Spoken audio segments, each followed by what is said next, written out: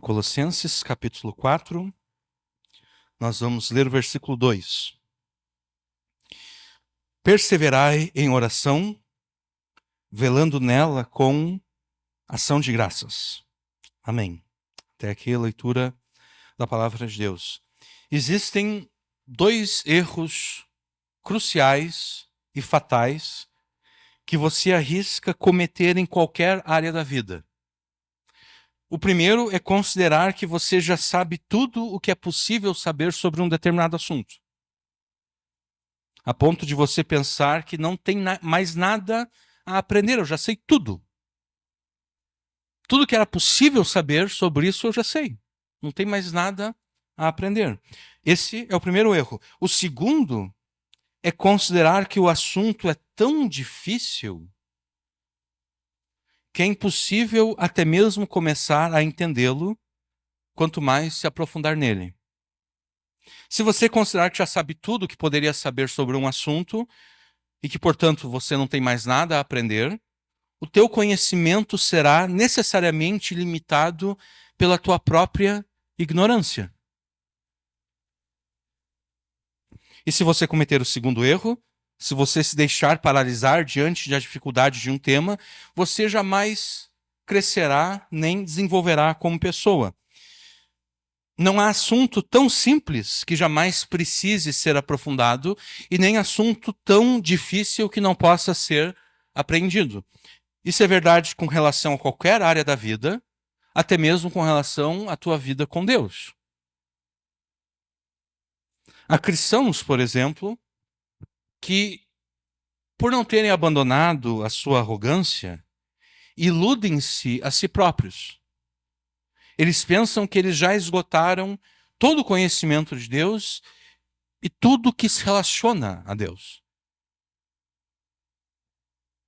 Eles pensam que já sabem tudo, que não existe mais nada a ser aprendido. Por outro lado, há outros cristãos que demonstram um tipo de arrogância às avessas.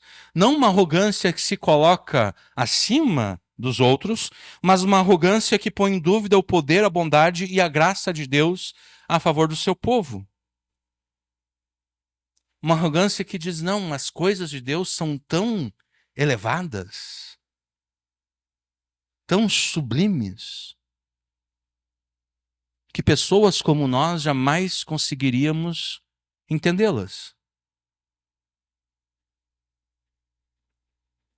É uma arrogância que não é uma arrogância que se coloca acima dos outros, mas é uma arrogância que afirma que Deus não consegue, Deus, por ser tão sublime, não consegue se revelar a criaturas tão baixas quanto nós. Isso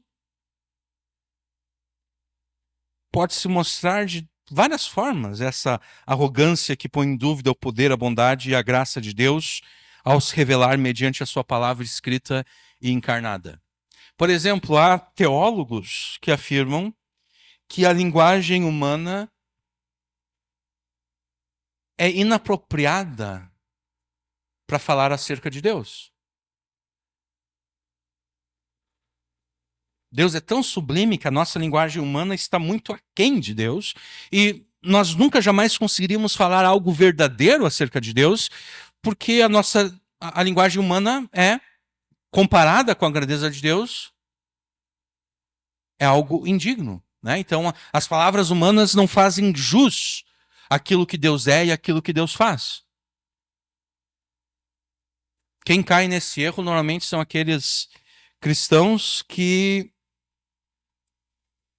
enveredam pelos estudos acadêmicos. Nem todo cristão acadêmico vai crer dessa forma, mas alguns eles vão crer dessa forma.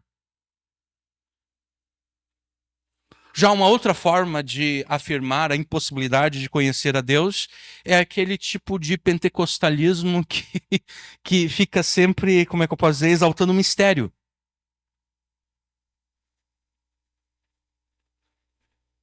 Então, tá todo mundo reunido no culto, de repente alguém começa a rodopiar, e tu que tem discernimento do Espírito percebe, isso aqui não é do Espírito Santo.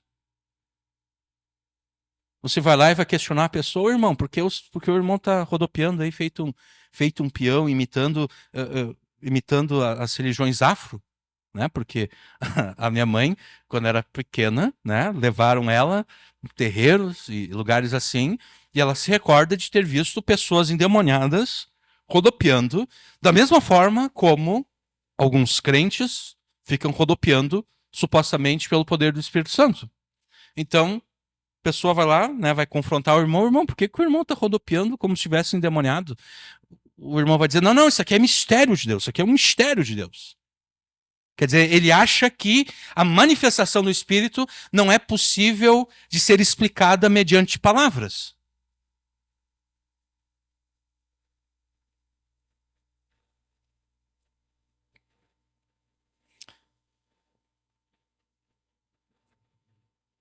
Um dos assuntos bíblicos que é vítima desses dois tipos de arrogância, aquela arrogância que diz, não, não, eu já sei tudo que poderia saber, ou aquela arrogância que diz, não, as coisas de Deus são tão sublimes que é impossível nós conhecermos elas. Um dos assuntos bíblicos que é vítima desses dois tipos de arrogância é a oração. Enquanto alguns crentes pensam que sabem tudo o que é necessário saber sobre a oração, não, não, não, não, eu não preciso ouvir uma pregação sobre a oração, porque eu já sei tudo o que é possível saber sobre a oração. E afinal de contas, qual é a dificuldade de orar a Deus? Né?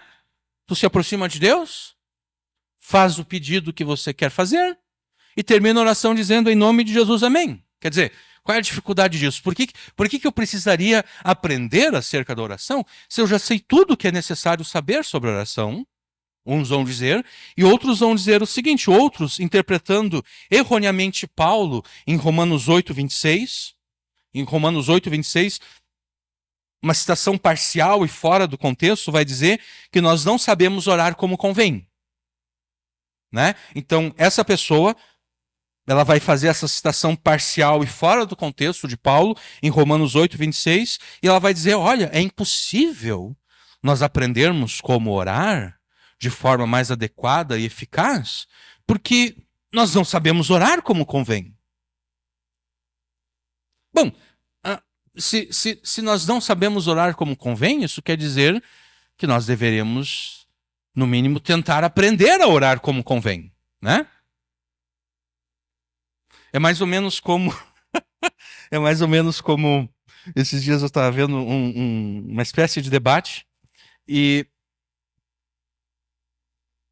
alguém estava dizendo, não, não, não, não, o evangelho, a palavra de Deus, a fé cristã, a cosmovisão cristã, ela não tem nenhuma implicação para este mundo aqui, ela não tem nenhuma implicação para o mundo político, econômico no qual nós vivemos, porque Jesus disse que o meu reino não é deste mundo. Jesus disse, o meu reino não é deste mundo. Ora, se o meu reino não é deste mundo, o meu reino não tem nada a ver com aquilo que o Lula ou o Trump resolverem fazer. Né? O meu reino não é deste mundo. Se o meu reino não é deste mundo, o reino de Deus, o reino sobre o qual Jesus reina, não tem nada a ver com as decisões que o STF toma. Né? Não tem nada a ver com as decisões que o Alexandre de Moraes toma, porque afinal de contas, o meu reino não é deste mundo. A resposta que o nosso irmão em Cristo deu foi o seguinte: é por isso que Jesus mandou orar, venha o teu reino. Ora, se o reino de Jesus não é deste mundo, Jesus mandou orar, venha o teu reino. Seja feita a tua vontade, assim na terra como no céu. Então, só porque Paulo afirmou, e na verdade, Paulo ali, ele não está. De novo, eu disse, é uma citação parcial e fora do contexto. Nós não sabemos orar como convém. Tá bom. Se nós não sabemos orar como convém, de repente nós deveríamos de tentar aprender a orar como convém. E além disso, se fosse realmente impossível aprendermos a orar mais adequadamente, quando um dos discípulos de Jesus se aproximou de Jesus, Jesus estava orando em Lucas 11, e os discípulos provavelmente estavam observando Jesus orar. né? E alguém já disse que os discípulos observaram Jesus pregando muitas vezes e eles observaram Jesus também orando muitas vezes, mas nenhum deles chegou em Jesus e disse: Jesus, nos ensine a pregar. Eles chegaram em Jesus e pediram: Jesus, nos ensine a orar, como também João Batista ensinou aos seus discípulos. E Jesus, nós sabemos, em Lucas 11, Jesus ensina os seus discípulos a orarem. Então, se fosse verdade que é impossível aprender a orar de forma mais adequada, de forma eficaz, diante da requisição dos seus discípulos, Jesus diria: não, não, não, nem adianta eu tentar ensinar vocês a orar, porque não tem como. Vocês não sabem ainda, mas vai ter um tal de Saulo de Tarso. Inicialmente ele vai perseguir vocês, tá? Mas depois eu vou fazer ele se converter e ele vai escrever uma carta, uma epístola à igreja de Roma. Sim, vai ter uma igreja em Roma. Vocês estão pensando que talvez vai ser difícil, mas vai ter uma igreja em Roma. Ele vai escrever uma epístola para a igreja romana e ele vai dizer lá que nós não sabemos orar como convém, que vocês não sabem orar como convém. Então, eu nem vou me dar o trabalho de ensinar vocês a orar, porque não tem como. Não tem como vocês aprenderem, porque vocês sempre não saberão a orar como convém. Mas, obviamente, não é isso que Jesus fala, né? Jesus ensina os seus discípulos a orar. Certamente o tema da oração é muito importante na literatura bíblica.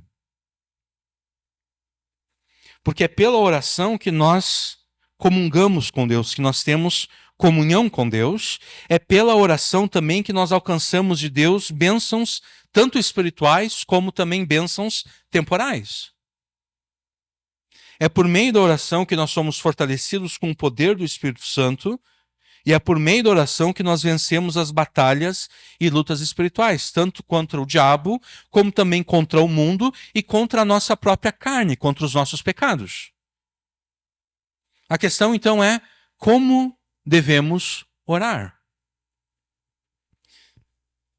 Colossenses 4:2, o versículo que nós lemos no início dessa pregação, ordena que a tua vida de oração esteja fundamentada, esteja fundada sobre 3 pilares.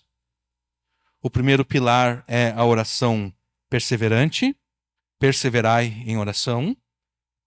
O segundo pilar é a vigilância esperançosa. E esse é o segundo pilar, vigilância esperançosa. E o terceiro pilar é o louvor agradecido. Esses são os 3 pilares básicos de uma vida de oração agradável a Deus e que receberá de Deus o que se pede a Ele. Se você deseja ser eficaz nas suas orações a Deus, você deve orar com perseverança, você deve vigiar com esperança e louvar a Deus com ações de graças, e então Ele te atenderá naquilo que você pede. Uma vida de oração que não esteja edificada sobre esses 3 pilares não é vida de oração de forma alguma.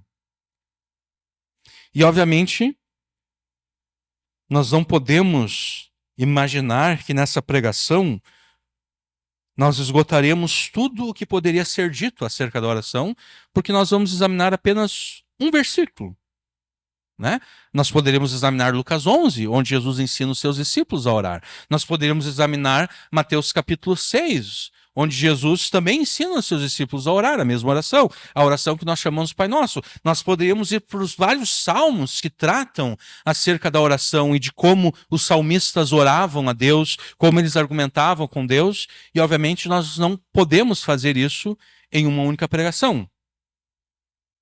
Então não é o nosso propósito aqui afirmar tudo o que poderia ser dito ou pregado acerca da oração, porque isso é impossível em uma única pregação. Mas mesmo estando impossibilitados de esgotar este tema, o que temos nessa pregação aqui é o mínimo que você precisa saber e praticar com respeito à oração. Então, não se deixe enganar pela tua arrogância pensando que, não, qual é a dificuldade de orar a Deus? Eu não preciso aprender a orar a Deus, eu já sei tudo que eu preciso saber sobre oração. Não deixe se enganar por essa arrogância e nem por aquela arrogância às avessas, pensando que, não, é impossível aprender como orar. Não deixe se enganar por nenhuma dessas duas arrogâncias.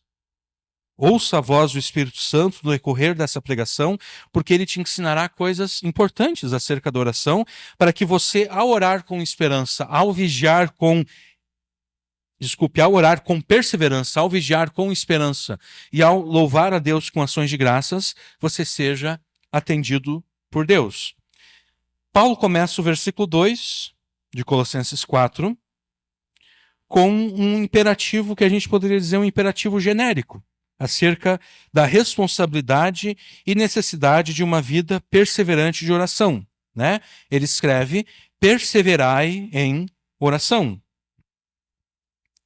Ou conforme a minha tradução aqui, que a vossa oração seja perseverante. É interessante notar que várias passagens bíblicas que tratam acerca da oração ressaltam a necessidade de perseverança. Jesus, em 2 oportunidades do Evangelho de João, ressalta a importância da perseverança na oração. E por que será que o Espírito Santo achou necessário especificar isso várias vezes na Escritura? Que ao orarmos devemos ser perseverantes. Por quê? Por que será que ele fez isso? Bom, a razão é simples. E você certamente poderia contar vários testemunhos ou testemunhos disso. Nós desistimos de orar a Deus porque somos muito instáveis e inconstantes. Nós somos muito instáveis e inconstantes, exatamente assim como Pedro era. Quando os discípulos estão no barco, há uma tempestade, e de repente eles veem uma pessoa andando por sobre as águas, e eles imaginam, bom, é impossível, em primeiro lugar, é impossível alguém estar andando sobre as águas, né? É impossível isso. E ainda mais impossível ainda é alguém estar andando sobre as águas no meio de uma tempestade. Então, a gente só pode estar vendo um fantasma aqui. Um espírito desencarnado. E nas lendas judaicas da época, se tu visse um fantasma, era sinal de que alguma coisa terrível ia acontecer, que a morte estava por perto. Né? E para eles a morte realmente estava perto, né? Porque o barco estava sendo açoitado pelas ondas e pelos ventos. Então eles gritam de pavor, com medo da morte, e Jesus diz: não, fica calmo, sou eu, não precisa ter medo. E Pedro diz: tá bom, se é o Senhor mesmo, mande que eu ande por cima das águas. E Jesus: tá bom, vem. E Pedro vai, Pedro começa a andar por cima das águas, mas logo ele percebe a força do vento, a força das águas. Pedro era um homem corajoso, sim, mas ele era inconstante na sua coragem. Ele era um homem de fé, sim, porque ele creu na palavra de Jesus. Jesus diz: vem, e ele foi. Pedro era um homem de fé, mas a fé de Pedro era inconstante, era uma fé instável. Era uma fé que ora estava lá em cima e de repente caía lá para baixo. Ele começou a ver a força do vento, sentir a força do vento, sentir a força das águas, e ele começou a afundar. É assim que nós somos nas nossas orações.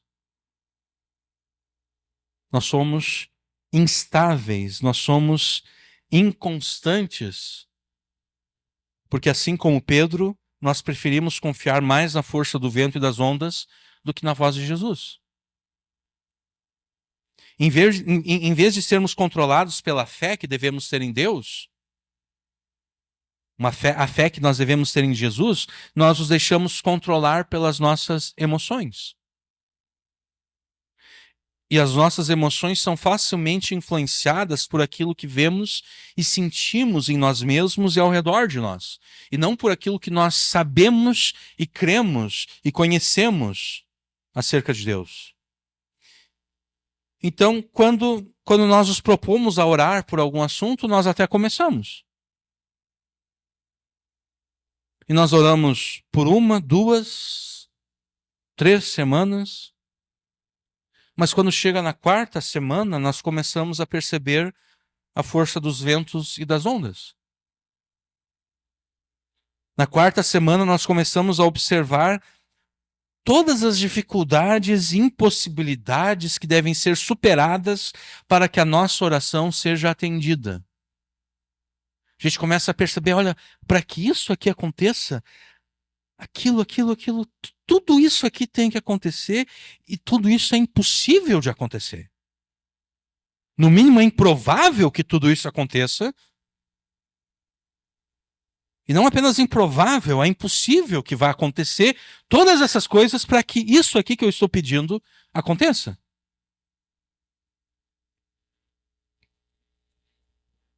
E então, na 4ª semana, ao considerar a força dos ventos e da água, a gente desiste de orar.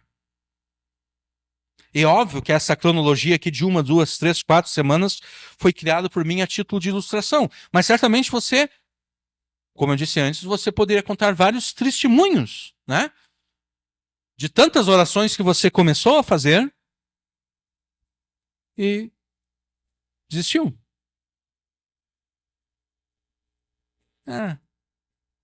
Nem vale a pena.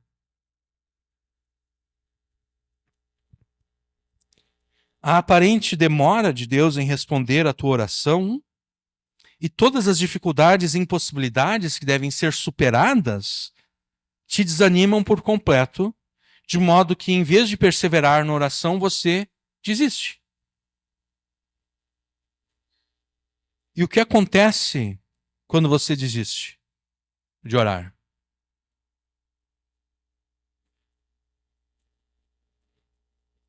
Não acontece nada.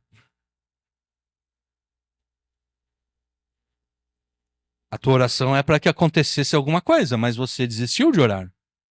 Então não acontece nada. Não acontece nada aquilo que você queria que acontecesse. De repente acontecem muitas coisas que deixam a situação pior do que estava. Mas aquilo que você queria que acontecesse, não acontece. Não acontece nada exatamente porque Deus não responde aquelas orações que são abortadas. Deus odeia o aborto, seja o aborto de crianças no ventre, seja o aborto de orações.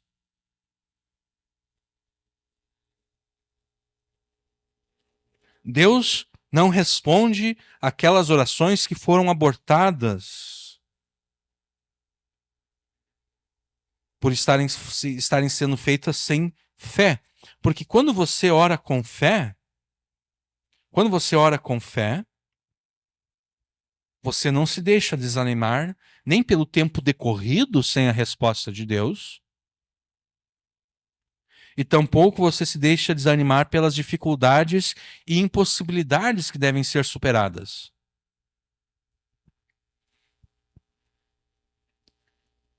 Quando você se aproxima de Deus com fé, você ora a Ele sabendo que Ele, Deus, se alegra em galardoar a todos aqueles que o buscam.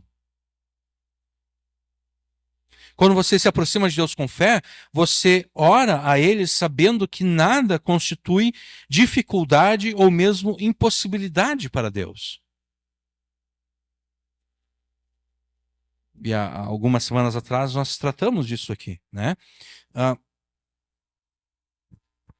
Nada é impossível para Deus. Nada que é logicamente possível é impossível para Deus. Existem coisas que são impossíveis para Deus. Por exemplo, Deus não pode fazer um círculo quadrado, porque um círculo quadrado é um contrassenso, né? Se é um círculo, não é quadrado. E se é quadrado, não é círculo. Deus não pode fazer um triângulo que tenha 7 lados, porque um triângulo tem 3 ângulos internos e 3 lados. Então, obviamente, é uma impossibilidade lógica um triângulo de 7 lados. É uma impossibilidade lógica um círculo quadrado. Ou ainda como na teologia medieval, quando se quer falar mal da teologia medieval, né?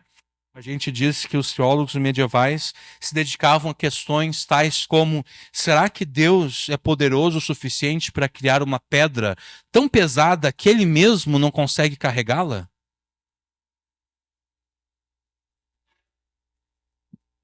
Essa questão ela labuta em erro, né? Porque, obviamente, nenhuma pedra pode ser demasiadamente pesada para que Deus não possa carregá-la.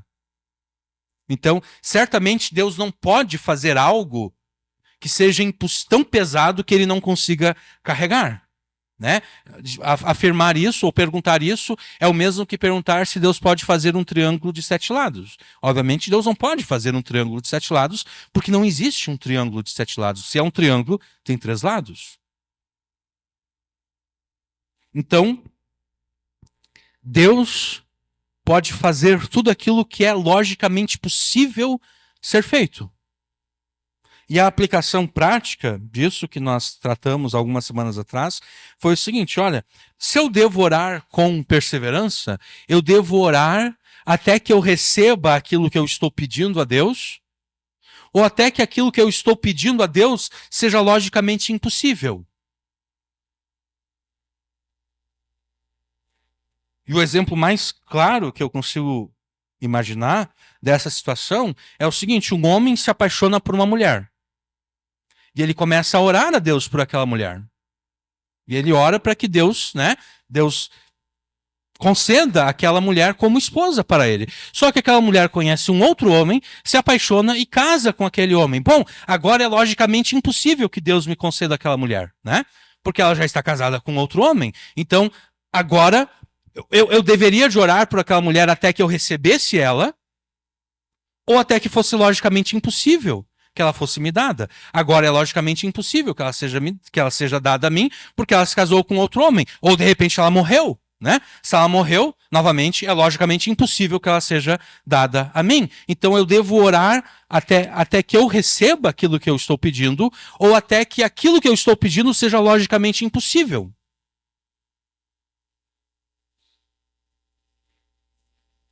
Fora essas duas situações, eu não devo desistir da oração. Eu devo continuar orando.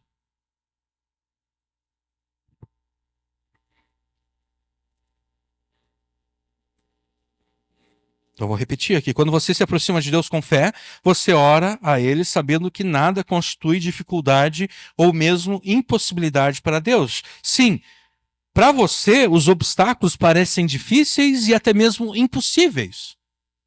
E é por isso que você está orando. Né? Você não está orando porque é fácil. Se fosse fácil, de repente você nem precisaria orar.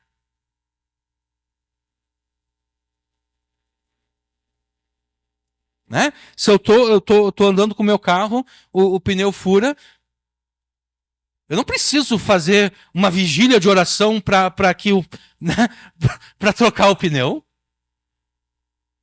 Porque é fácil, eu sei como trocar um pneu. Não que eu não vá orar para que Deus me ajude a trocar o pneu com mais agilidade, mas, quer dizer, não é algo difícil, eu sei trocar um pneu.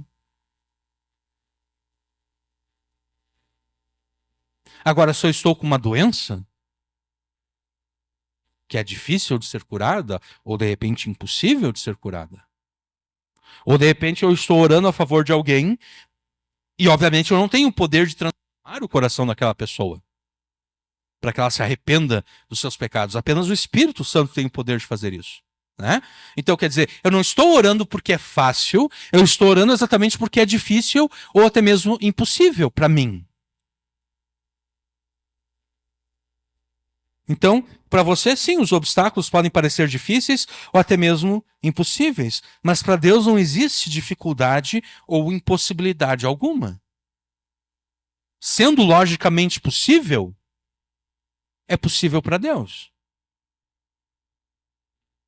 Não estando você a pedir a Deus algo ilógico, irracional, como, eu quero que o Senhor transforme esse círculo num quadrado. Ou então eu quero que aquela mulher lá casada com aquele homem, eu quero que o Senhor dê ela para mim. Bom, isso é logicamente impossível. Isso Deus jamais vai fazer.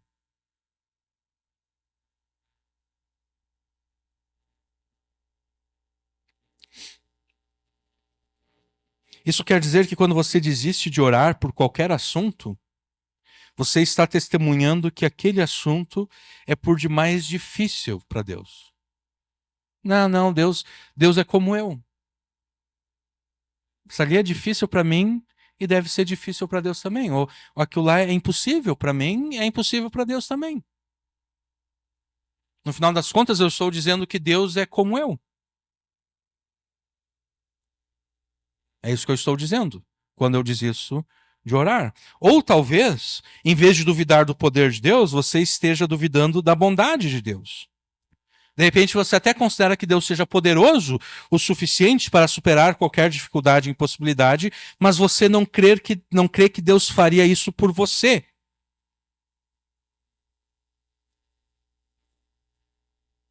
Você até considera que Deus é bom e maravilhoso para com os teus irmãos em Cristo, porque você observa eles orando e recebendo aquilo que eles pedem de Deus.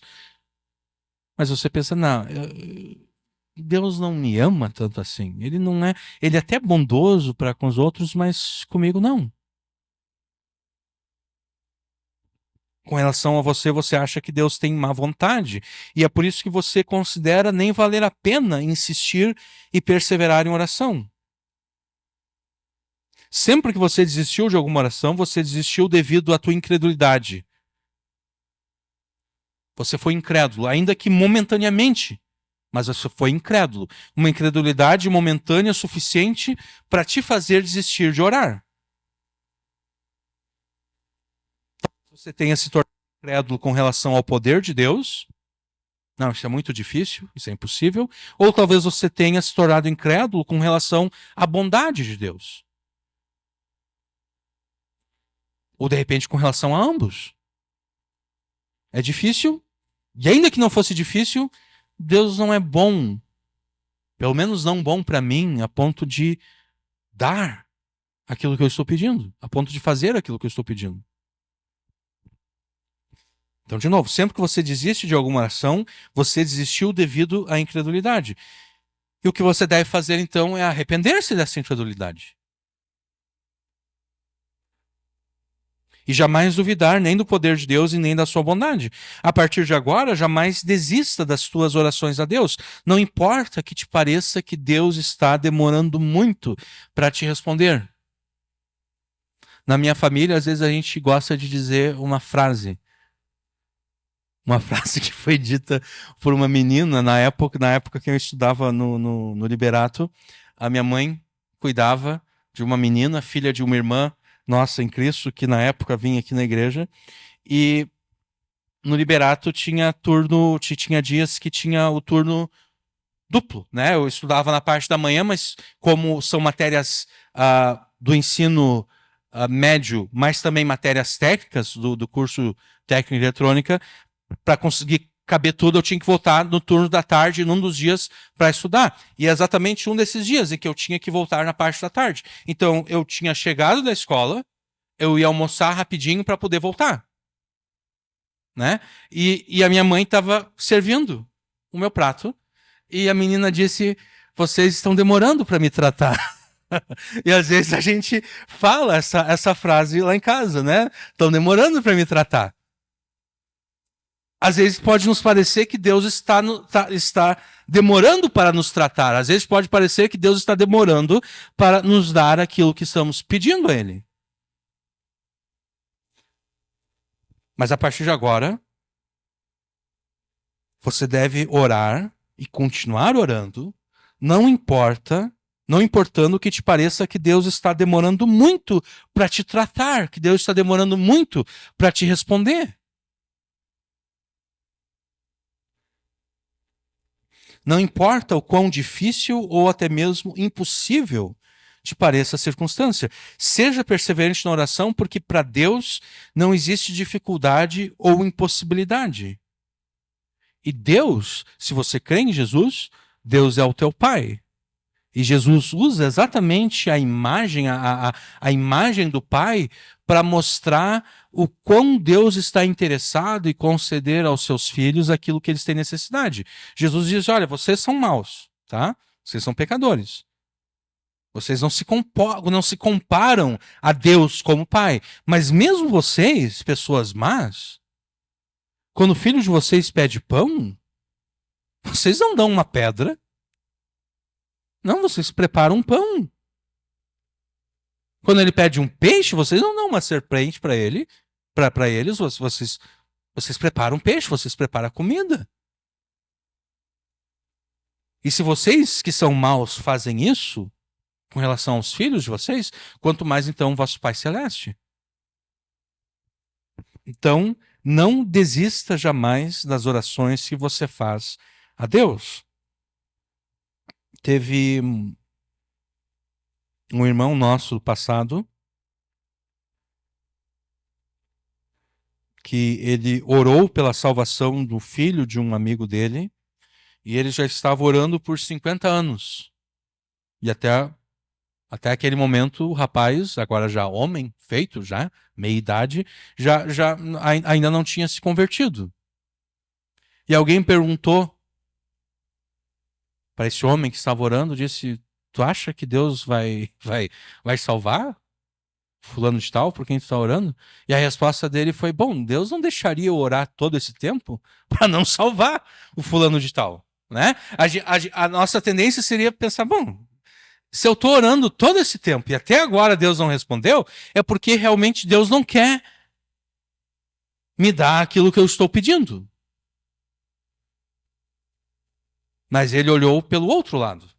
Ele não olhou o copo meio vazio, ele olhou o copo meio cheio. Ele disse, bom, se Deus não queria salvar, se não quer salvar esse homem, ele não deixaria eu orar por tanto tempo. Ele não deixaria eu desperdiçar tanto tempo em oração na presença dele pela salvação desse homem.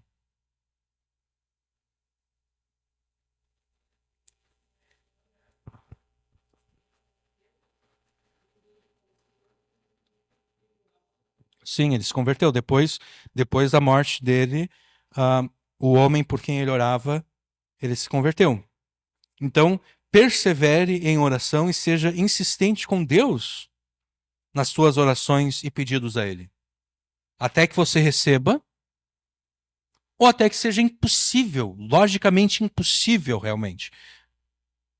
Não factualmente impossível, mas logicamente impossível.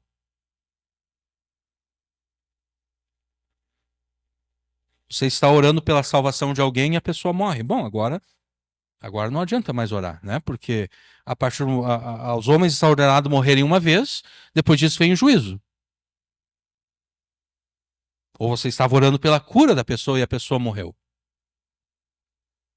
Agora é logicamente impossível aquela pessoa ser curada porque ela já morreu, né? De repente ela poderia ser ressuscitada, mas não mais curada, porque para ser curado você deve estar no mínimo vivo, né? Ninguém pode ser curado estando morto. Tu não cura o morto, tu ressuscita o morto, mas um morto não pode ser curado. Né? Então, ore até que você receba aquilo que está pedindo, ou até que seja logicamente impossível você receber aquilo que está pedindo.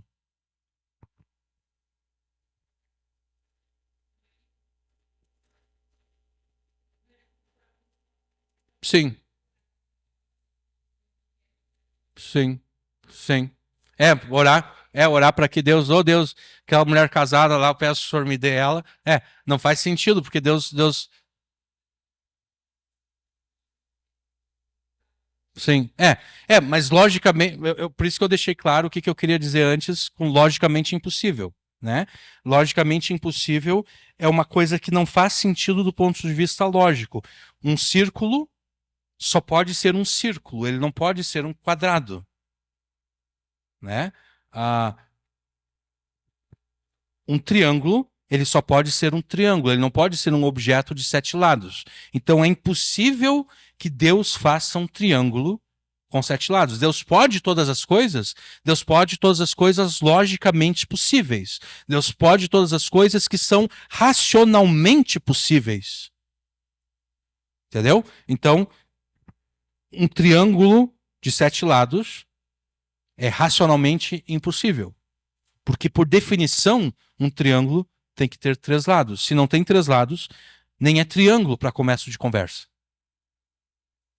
Né? Então, eu acho que eu me fiz entender, né? O que eu quero dizer com logicamente impossível. Eu não estou falando das nossas impossibilidades, mas sim de uma impossibilidade lógica, né? Que cria uma contradição com aquilo que, com a forma como Deus criou e rege este mundo. Né? Então, ore com perseverança, porque orar com perseverança é o primeiro pilar de uma vida de oração eficaz e agradável a Deus. Além de orar com perseverança, você deve orar com perseverança de quem tem a certeza de que será atendido naquilo que pede. Então, não é meramente orar com perseverança, é orar com perseverança tendo a esperança de que você será atendido.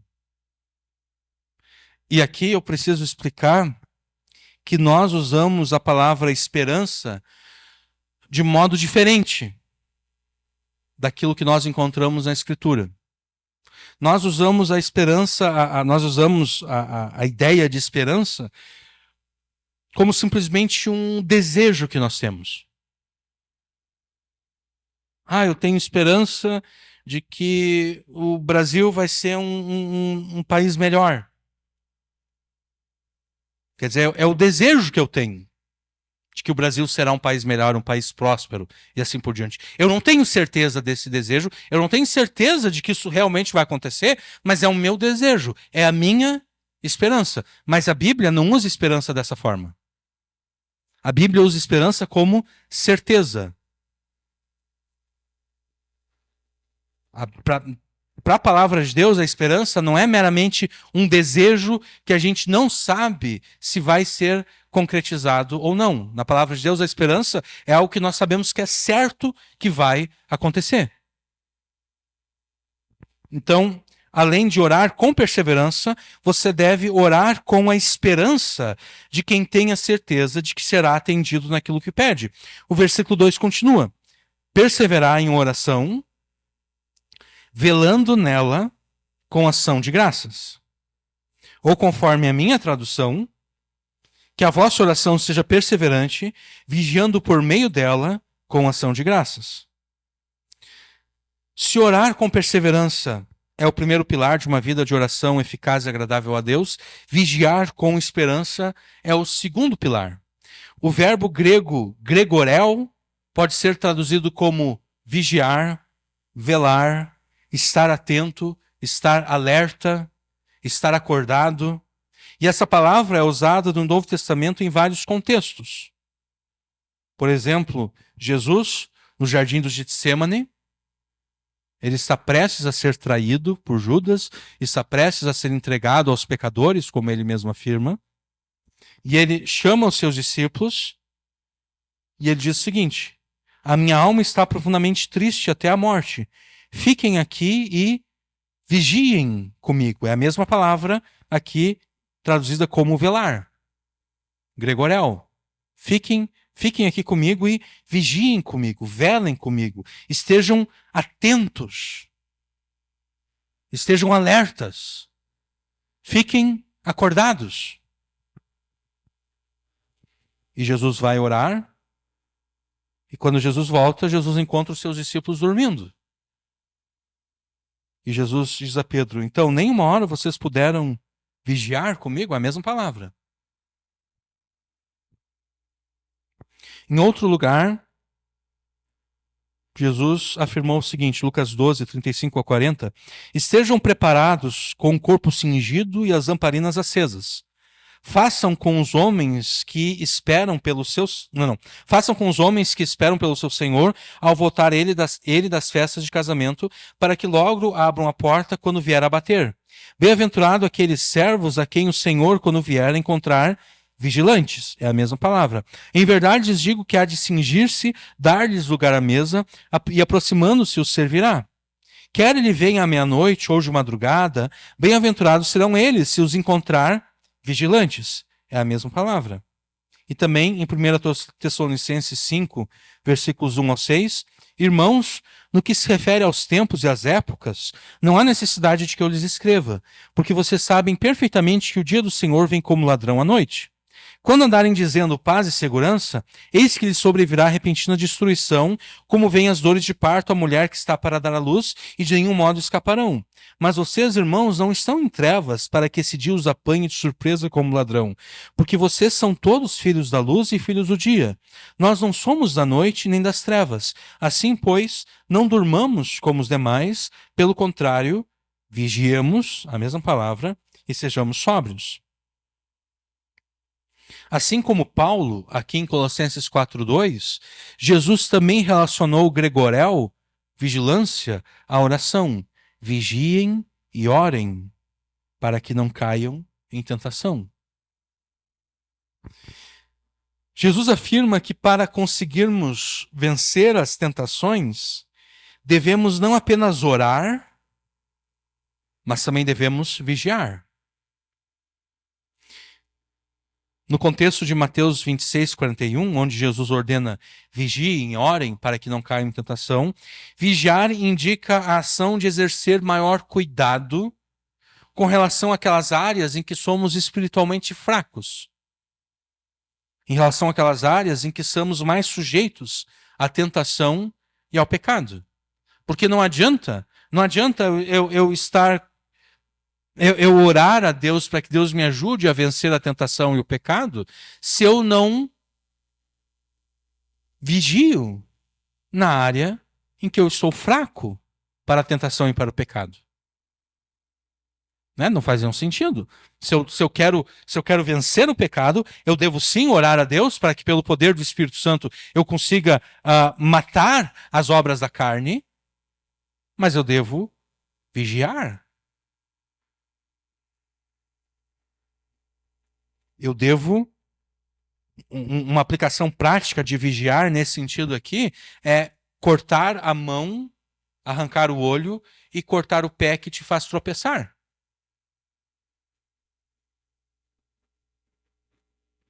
Né? É assim que eu vigio.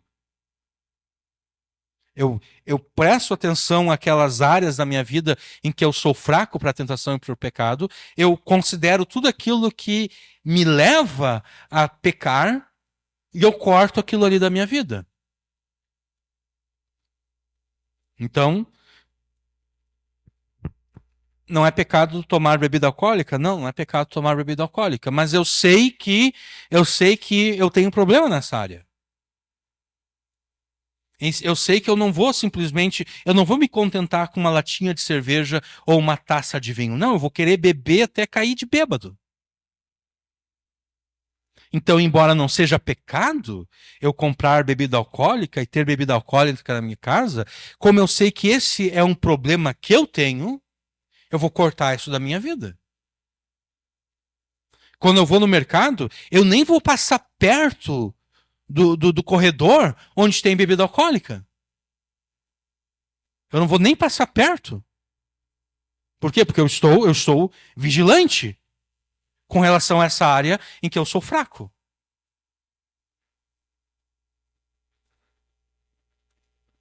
E certamente a gente pode aplicar isso aqui em Colossenses 4:2. Quando oramos a Deus, nós devemos considerar as áreas em que nós somos fracos. Nós devemos considerar aquelas áreas em que nós estamos mais sujeitos às tentações e ao pecado.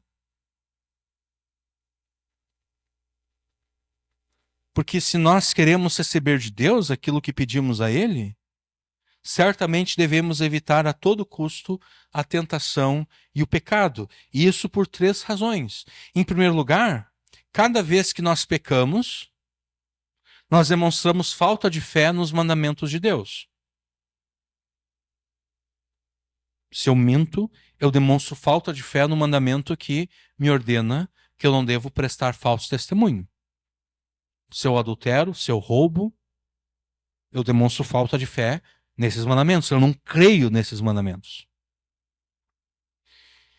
E se eu não creio nesses mandamentos, essa incredulidade nos mandamentos de Deus, logo, logo vai avançar para a incredulidade com relação às promessas de Deus.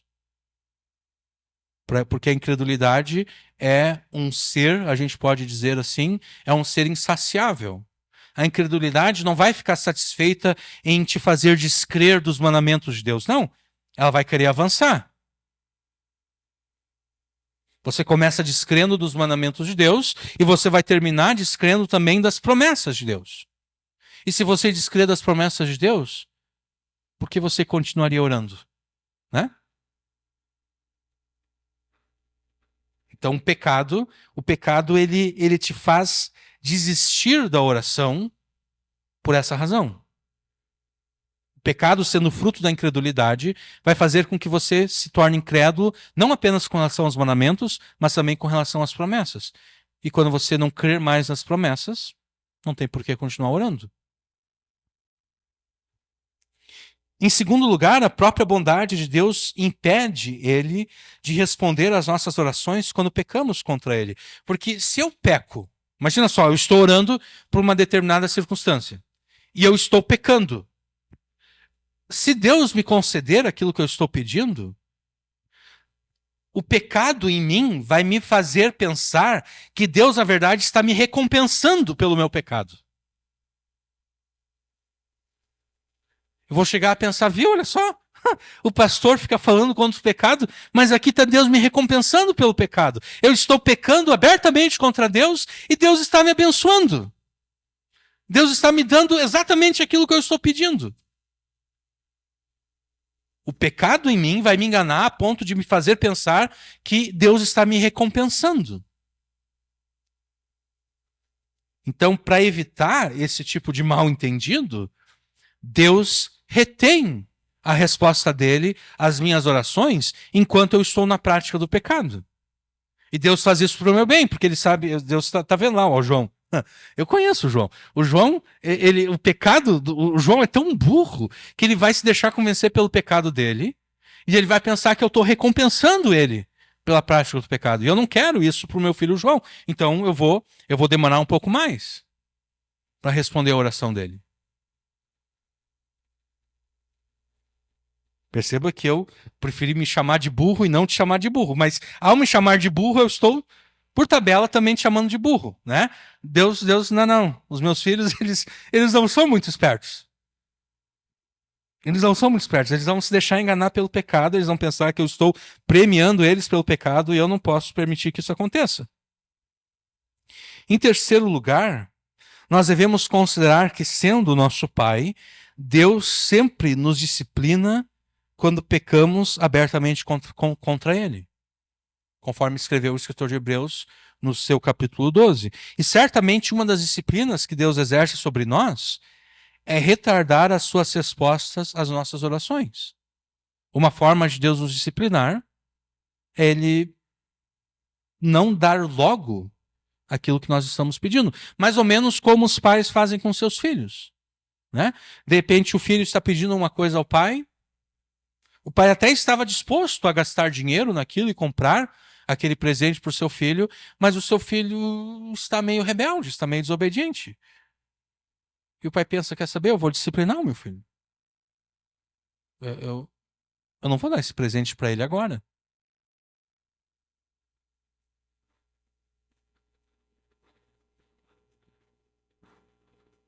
Então, quando consideramos a oração, são esses os motivos pelos quais devemos evitar o pecado, vigiando aquelas áreas que, por sermos fracos, estamos sujeitos à tentação e o pecado. Tudo isso é verdade, mas eu não acho que é isso que Paulo tem em mente aqui em Colossenses 4:2. Me parece que aqui Paulo está usando o verbo vigiar da mesma forma que Davi faz no Salmo 5 e que Abacuque faz em Abacuque 2, versículo 1. Salmo 5, versículo 3, Davi escreveu: de manhã, Senhor, ouves a minha voz, de manhã te apresento a minha oração e fico vigiando. Abacuque 2:1, Estarei na minha torre de vigia, ficarei na fortaleza e vigiarei para ver o que Deus me dirá e que resposta eu terei à minha queixa. Tanto Davi quanto Abacuque apresentaram a Deus as suas orações. E depois de terem apresentado a Deus as suas orações, eles se colocaram como que vigias, à espera de Deus. Como quem tem a certeza de que em algum momento Deus vai responder aquilo que eles pediram, Deus vai fazer aquilo que eles pediram. Eles apresentam a oração a Deus e eles ficam vigiando, à espera de Deus. A oração que você deve fazer a Deus não é o tipo de oração que depois de terminada, você até esquece o que orou. Já aconteceu isso com você? Você orou alguma coisa a Deus e depois... eu não me lembro exatamente o que eu orei a Deus. Isso demonstra que aquilo que você está pedindo não é muito importante, né? Se você logo esquece... É mais ou menos aquela questão do casal, né? O cara esquece o aniversário da mulher. Hoje em dia é difícil esquecer porque tu pode colocar calendário em tudo que é lugar, no celular, tudo, né? Alarmes para te lembrar, olha, tá chegando o dia, não sei o quê. Mas mais antigamente, quando a tecnologia não estava disponível para salvar relacionamentos, a mulher ficaria muito chateada com o seu marido caso ele se esquecesse do seu aniversário, né? Ou caso ele se esquecesse da data do casamento deles. Porque na mente feminina, se ele esqueceu do meu aniversário é porque ele não me ama, é porque ele não se importa comigo. Se ele se importasse comigo, ele saberia exatamente o dia que eu nasci. Ou se ele me amasse de fato, ele saberia exatamente o dia em que nós nos casamos. Se você ora e logo depois...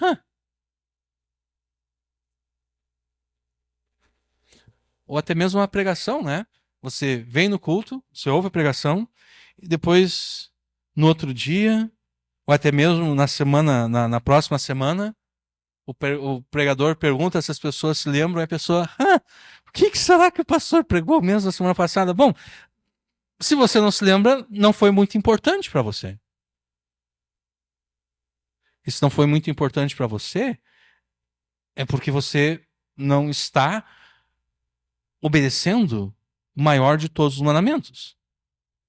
Porque o maior de todos os mandamentos, o principal dos mandamentos, ordena que você ame a Deus com tudo que você é, com todas as suas forças, com toda a tua mente, que significa que você deve aplicar todo o teu intelecto para prestar atenção à palavra de Deus quando ela está sendo pregada, de modo que você se lembre daquilo que foi pregado. Né? Mas voltando aqui à oração. Você não deve orar a Deus. A oração que você deve fazer a Deus não é o tipo de oração que depois de terminada, você até esquece o que orou.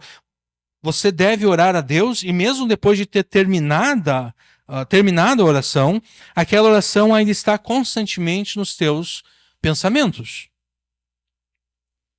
E a razão disso é que você deve estar vigiando, você deve estar alerta. Você deve estar à espera da resposta de Deus. Você deve ser como Davi e como Abacuque. Davi escreveu no Salmo 5, que na parte da manhã ele apresenta a sua oração a Deus e então ele fica vigiando.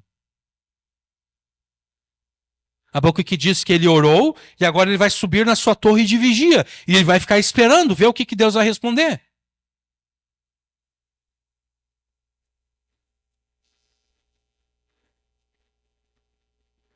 Usando o Salmo 5 como ilustração, pela manhã você apresenta a tua oração a Deus.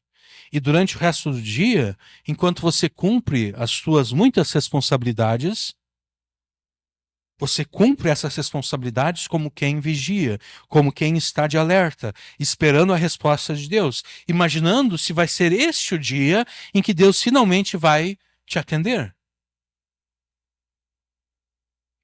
A tua oração deve ser feita com a perseverança de quem confia no poder e na bondade de Deus e com a esperança de que Deus certamente vai te atender. Mas como isso é feito na prática? Bom,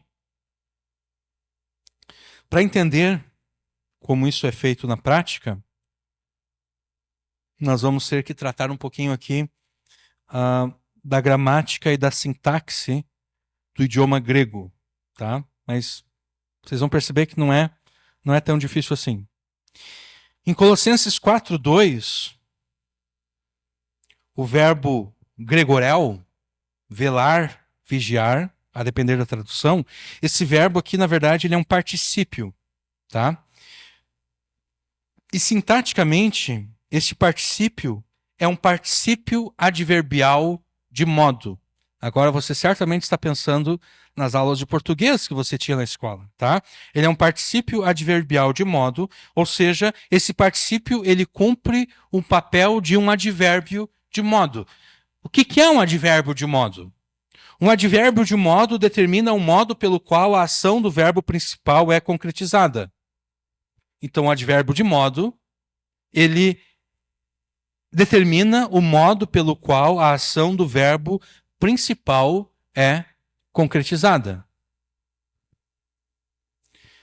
Qual é o verbo principal no verso 2? O verbo principal no verso 2 é o verbo perseverar. Tá? Perseverai em oração. No grego, proskarterel, perseverar. E o objeto desse verbo é o substantivo oração.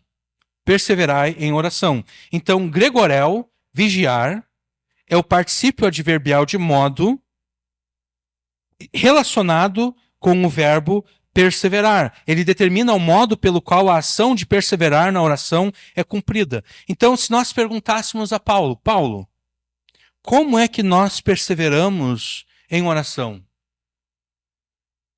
Tu escreveu em Colossenses 4:2 que nós devemos perseverar em oração, velando nela com ações de graças. Como é que nós perseveramos em oração, Paulo? A resposta de Paulo, de acordo com a gramática e sintaxe do verbo do grego aqui, é o seguinte: vocês perseverarão na oração vigiando. Porque vigiar aqui é um particípio que cumpre o papel de um advérbio de modo, que demonstra o modo pelo qual o verbo principal é cumprido. Vocês perseveram na oração vigiando. Aí surge a seguinte questão, tá bom, mas como é que nós vigiamos, Paulo? Como é que vigiaremos?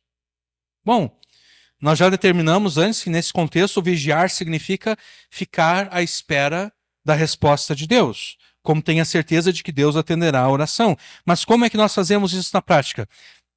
Se nós lermos novamente o versículo 2, nós perceberemos que a vigilância tem dois aspectos. Olha só, perseverar em oração, velando ou vigiando, nela se refere à oração, esse é o primeiro aspecto, e o segundo aspecto é com ação de graças. Ou conforme a minha tradução, vigiando por meio da oração com ação de graças. Por que a minha tradução aqui difere da nossa? A nossa diz velando nela, velando na oração, e a minha tradução é velando por meio da oração. Por que a minha tradução é diferente? Bom, a minha tradução é diferente porque aqui nós temos um dativo instrumental. Tá? E o dativo instrumental, ele pode passar a ideia de exatamente do instrumento. Ele passa a ideia, um instrumento pelo qual o verbo é cumprido. Tá? Então, eu vigio, não é vigiar na oração, eu vigio por meio da oração. Então, a primeira pergunta que nós fazemos para Paulo é: Paulo, como é que nós perseveramos na oração? Paulo diz: vocês vão perseverar na oração vigiando. Tá bom, mas e como é que nós vigiamos, Paulo? A resposta de Paulo é: vocês vigiam por meio da oração. Nós temos aqui algo que nós poderíamos chamar de dependência cíclica. Dependência cíclica é uma expressão que é usada, por exemplo, no desenvolvimento de software, administração de sistemas de informática, para se referir a uma situação em que um componente depende de outro e aquele outro depende do um. Então, o componente A depende do B e o componente B depende do A. Ou, esses dias eu estava vendo um seriado de comédia e no seriado a pessoa ela tinha que entregar um formulário. Ela tinha que entregar um formulário, ela tinha que ir numa repartição pública e ela, na verdade, não é que ela tinha que entregar um formulário. Ela foi na repartição pública porque ela precisava de um formulário para poder preencher aquele formulário para entregar em outro lugar. Então ela foi lá e ela pediu, olha, eu preciso do formulário A. E a pessoa que estava atendendo disse, tá bom, para eu te dar o formulário A, eu preciso que tu me entregue preenchido o formulário B. E daí a pessoa pergunta, tá bom, e onde eu consigo o formulário B? Ah, tu tem que ir em tal lugar. Tá bom, daí a pessoa foi no lugar e ela disse, olha, eu preciso do formulário B. E a pessoa que estava atendendo disse, olha, para que eu te entregue o formulário B, eu preciso que tu me entregue preenchido o formulário A. É uma dependência cíclica, né? Um depende do outro. Eu preciso desse, mas para que eu receba isso, eu preciso disso. E para que eu receba isso, eu preciso disso. Um depende do outro, tá? Então, em Colossenses 4:2, a oração perseverante depende da vigilância. E a vigilância é dependente da oração perseverante. Ou seja, é impossível orarmos com perseverança sem vigiarmos. E é impossível vigiarmos sem orarmos com perseverança. Uma ação depende da outra. O próprio ato de vigiar, ou seja, o próprio ato de esperar a resposta de Deus, é feita em oração. Na prática, isso significa que as orações que fazemos a Deus devem ser feitas de modo constante, ao longo do dia. E com isso eu não estou dizendo que a oração que nós fazemos deve ser uma oração ininterrupta, uma oração que jamais acabe. Não. O que eu quero dizer é que ao longo do dia nós teremos 2 momentos de oração. O primeiro momento será aquele que você separa e dedica exclusivamente à oração.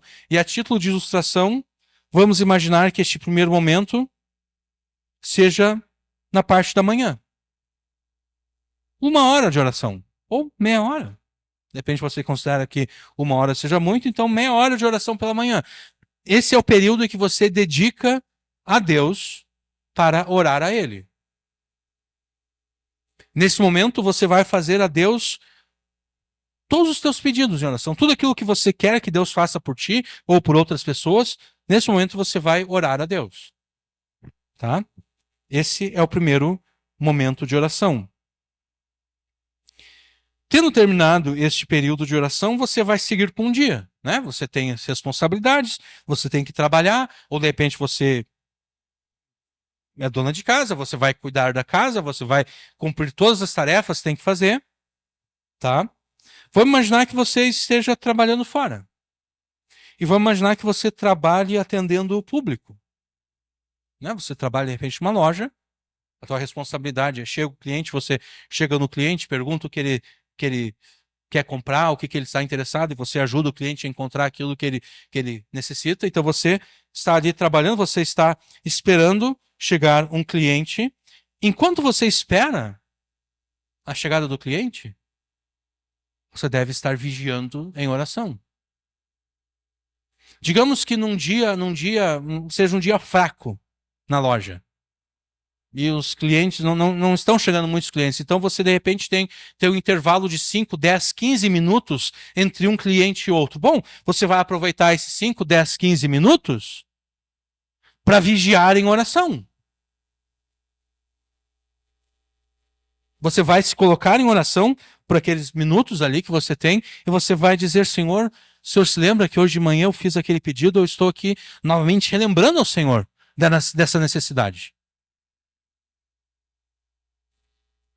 Vamos imaginar agora que seja um dia de bastante movimento. Você só tem, entre um cliente e outro, você tem 30 segundos, você tem apenas 1 minuto. Bom, use esses 30 segundos, use esse 1 minuto para vigiar em oração.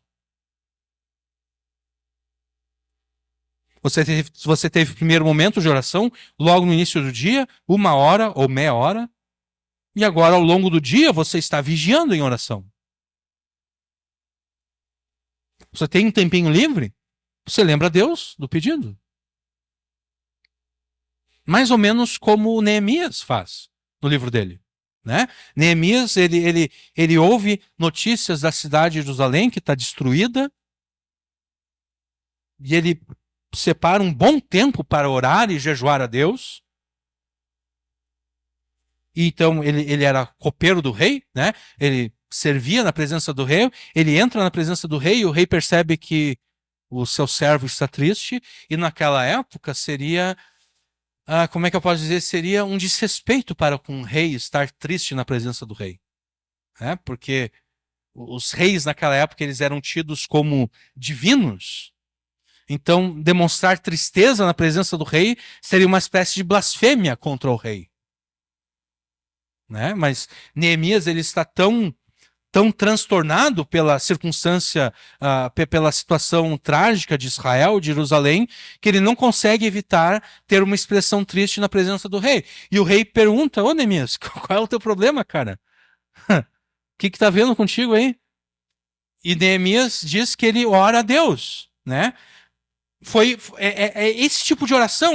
Obviamente, Neemias não separou ali 5, 10, 15, 20, 1 hora para orar. Não, foi uma oração relâmpago. Foi uma oração em que o rei pergunta para ele toma ali 10 segundos para começar a responder. Nesses 10 segundos, ele faz uma oração rápida a Deus e ele começa a falar com o rei. É esse tipo de oração que eu estou usando. É isso que eu quero.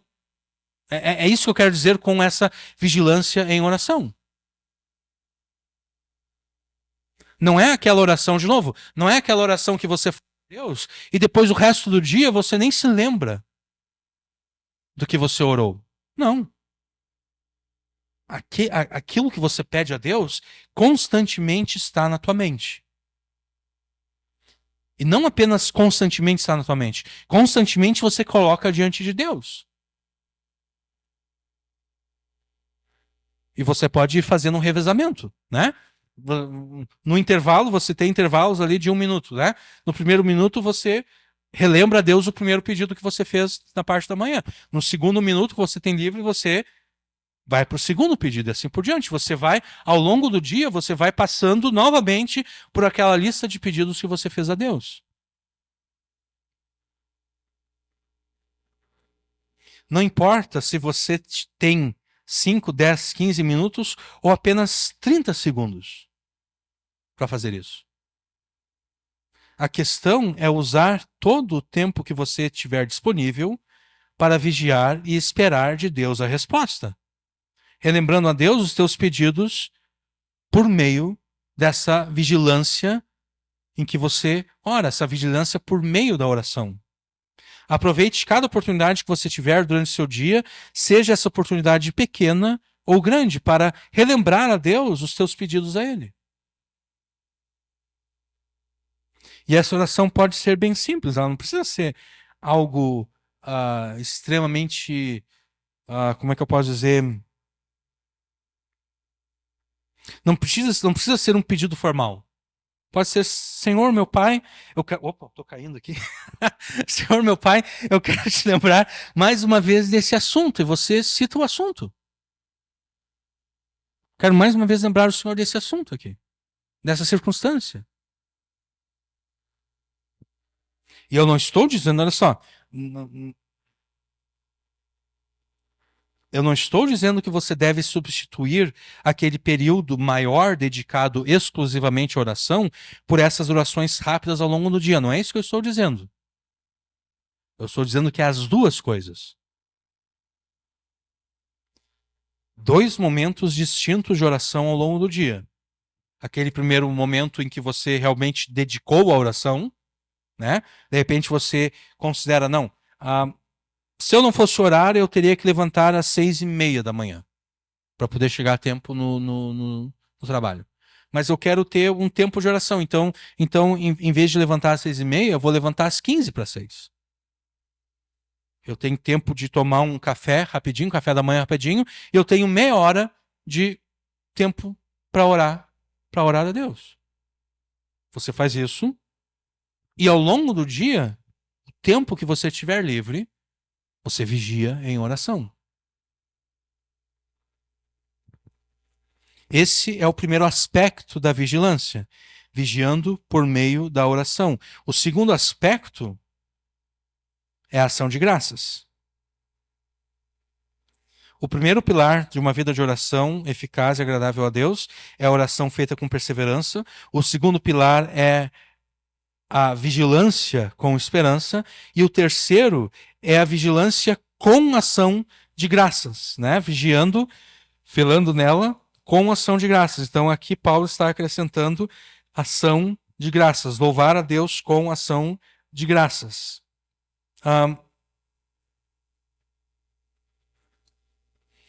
Nós poderíamos dizer que quando Paulo escreveu ali no início, perseverai em oração, nós podemos considerar que oração aqui é o termo mais genérico para oração, que se refere àquela oração mais comum, que é a oração peticionária, é aquela oração que nós fazemos pedidos a Deus.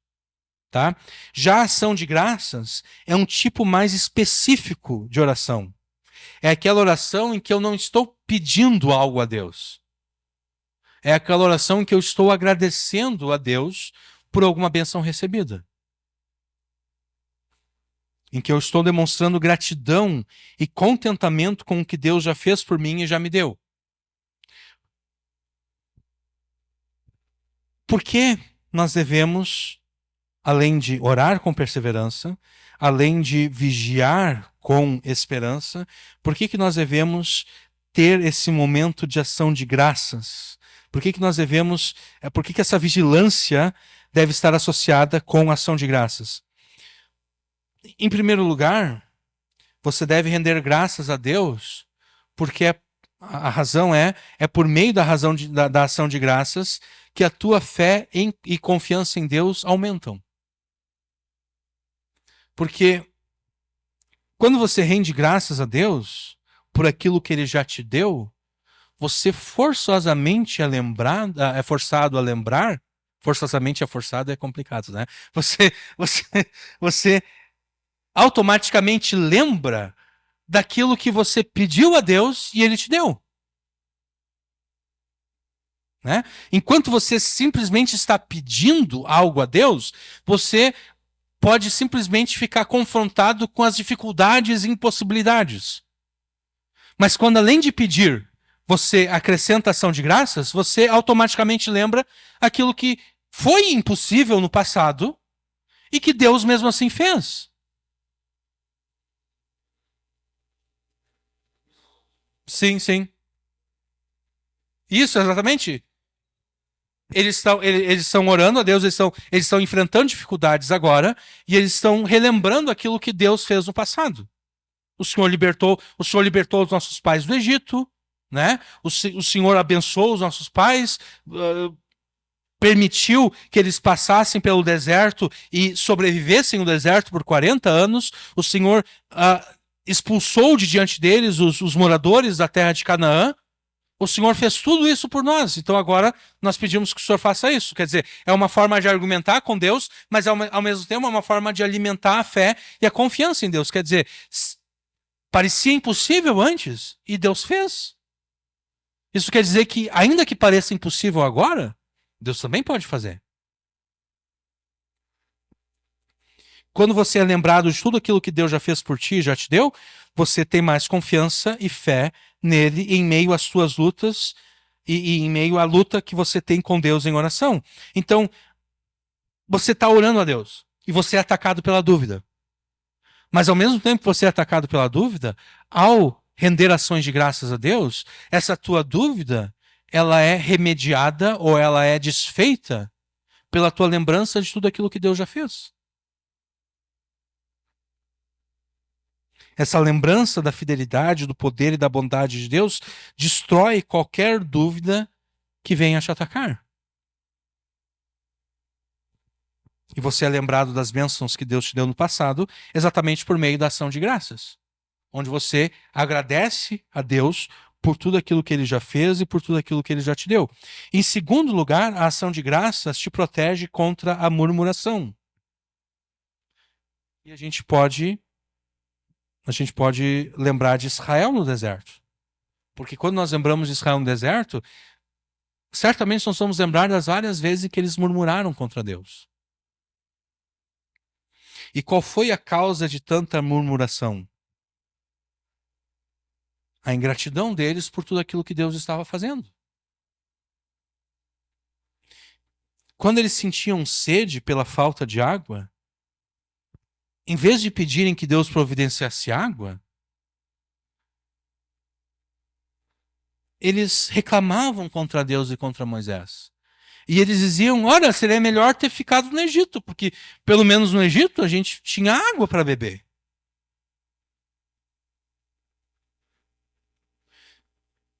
Quando eles sentiam vontade de comer carne, em vez de pedirem que o Deus que providenciava para eles o maná fosse gracioso para providenciar também carne, eu começo a pensar que não seria errado para Israel pedir para Deus carne no deserto.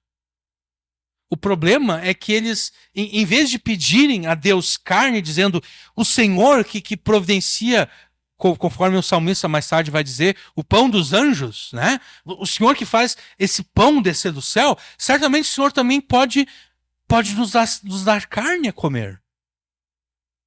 Eu começo a pensar que não seria errado eles pedirem isso.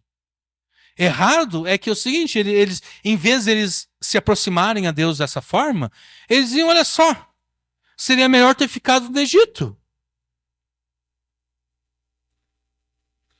Tem uma hora que eles falam, olha, a gente se lembra de todos os legumes, as cebolas, tudo que a gente comia no Egito, tudo aqui gente que tinha no Egito, e agora Deus nos libertou do Egito, mas que adianta Ele ter nos libertado? Ele nos trouxe para esse deserto aqui.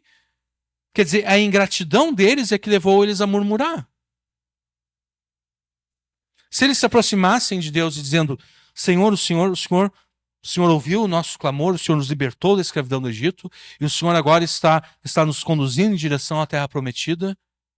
O Senhor que faz todas essas coisas, o Senhor que destruiu o Egito, porque Deus destruiu o Egito. Deus não simplesmente libertou Israel, não. Deus destruiu o Egito e matou todo o exército egípcio, foi morto por Deus no Mar Vermelho. O Senhor que fez tudo isso, o Senhor que está nos alimentando agora com esse maná, o Senhor certamente pode fazer surgir água aqui nesse deserto. Certamente o Senhor pode nos dar carne a comer. Se eles se aproximassem de Deus assim, Deus não veria o pedido deles com maus olhos,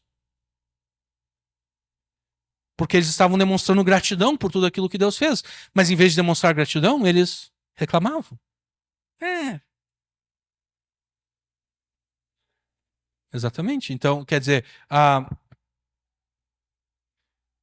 ação de graças nos impede de murmurarmos contra Deus, porque quando a gente só está pedindo a Deus, a nossa petição facilmente ela pode se degenerar em murmuração. Não sei se você já percebeu isso, mas as nossas orações peticionárias a Deus, se a gente não cuidar, facilmente elas se degeneram em murmuração. A gente começa a reclamar um pouco. Porque o senhor está vendo não sei o quê, olha só, olha a minha situação aqui, não sei o quê. Eu vejo os meus irmãos, o senhor atende as orações deles, mas para mim o senhor não faz.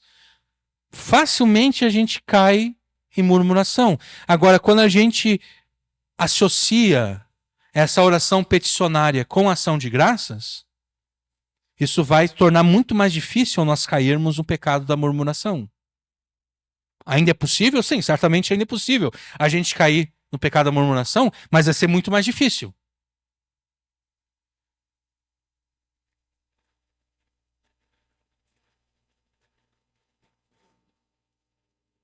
Então, em primeiro lugar, ao associar a oração peticionária com ação de graças, a tua confiança e fé em Deus são aumentados. Em segundo lugar, você fica protegido contra o pecado da murmuração. E em terceiro lugar, por meio da ação de graças, você louva a Deus pelo seu poder, bondade e fidelidade. Porque o teu louvor a Deus não deve se limitar apenas aos cânticos que você canta, muitas vezes escritos por pessoas que você nem conhece, e por pessoas que você nem conhece que escreveram aqueles cânticos por situações que você nunca soube que Deus deu vitórias a eles.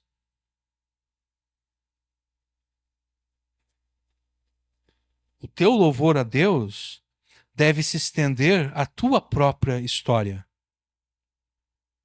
Aquilo que Deus fez, aquilo que você experimentou. Da mesma forma como Davi nos Salmos fala das suas lutas e de como Deus deu vitória, assim deve ser o teu louvor também. As tuas lutas e como Deus te deu vitória. Hoje em dia, infelizmente,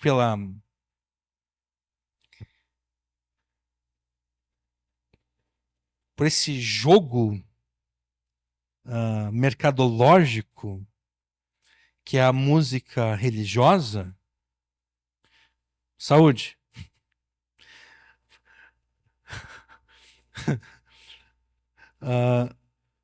Nós acabamos terceirizando o louvor e a adoração a Deus. Quando o louvor e a adoração a Deus, sim, a gente pode e deve cantar canções escritas por outras pessoas, mas o louvor e a adoração a Deus deveria ser muito mais particular, no sentido de que deveria fazer sentido para ti. Da mesma forma que os salmos que Davi escreveu faziam sentido para ele, porque foi ele que passou por todas aquelas lutas e foi ele que recebeu a vitória de Deus.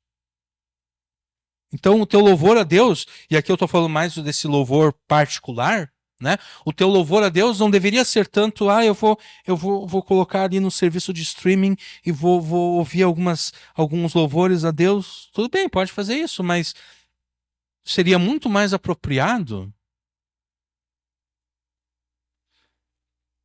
se você, ao louvar a Deus, falasse das suas próprias lutas e das vitórias que Deus te deu. Mas eu não sei tocar instrumento nenhum. Bom, não precisa tocar instrumento nenhum. O louvor não é necessariamente uma canção a ser cantada. O louvor é simplesmente uma expressão de elogio feita a Deus.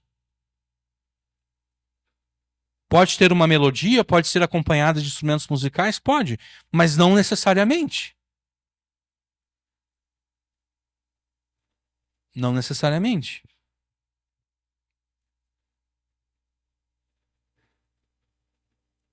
Louve. Então, olha só. Por que ações de graças? Em primeiro lugar, porque as ações de graças fazem com que a tua fé e confiança em Deus sejam aumentadas. Em segundo lugar, as ações de graças te protegem contra o pecado da murmuração. E em terceiro lugar, as ações de graças constituem o teu louvor a Deus. Pelas tuas ações de graças, você louva a Deus. Estes são os 3 pilares de uma vida de oração eficaz e agradável a Deus. E como eu disse no princípio, obviamente, a gente poderia dizer muito mais acerca da oração. Mas esses são os 3 pilares básicos e fundamentais de uma vida de oração eficaz e agradável a Deus. Orar com perseverança, vigiar com esperança e louvar a Deus com ações de graças. Faça isso e você terá uma vida de oração eficaz e agradável a Deus. Ore com perseverança, vigie com esperança e louve a Deus com ação de graças. Amém.